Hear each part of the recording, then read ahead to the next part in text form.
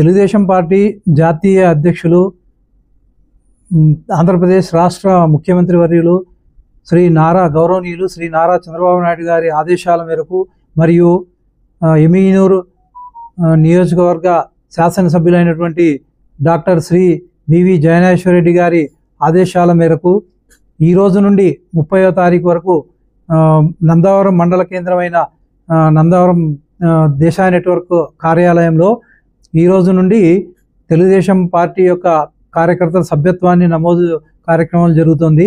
మరి నందవరం మండలం మొత్తం మీద ఎవరైతే బడుగు బలహీన వర్గాల కార్యకర్తలు ఉన్నారో అటువంటి వారి అందరికీ ఉచితంగా మేము దేశాయ్ యూత్ అసోసియేషన్ ద్వారా ఈ తెలుగుదేశం పార్టీ సభ్యత్వాన్ని నమోదును మేము ఈరోజు నుంచి ప్రారంభిస్తున్నాము.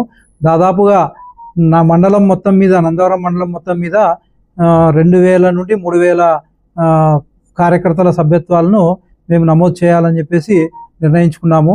మరి ఈ అవకాశాన్ని నందవరం మండల కార్యకర్తలందరూ, తెలుగుదేశం పార్టీ కుటుంబ సభ్యులందరూ, మరి బడుగు బలహీన వర్గాలకి సంబంధించిన వాళ్ళందరూ ఈ అవకాశాన్ని వినియోగించవలసిందిగా మేము కోరుచున్నాము. ఓకే అండి.